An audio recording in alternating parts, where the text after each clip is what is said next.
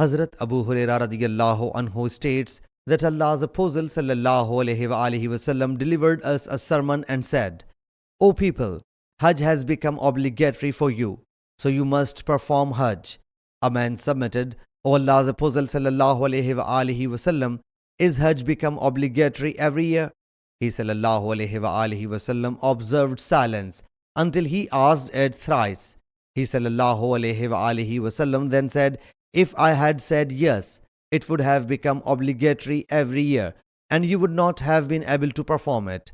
Ask me not about things which I leave unexplained, for the people prior to you were extirpated for their posing copious question to and contradicting the Prophets ﷺ. So whenever I command you to do something, act upon it as per your capacity, and whenever I enjoin you from something, eschew it.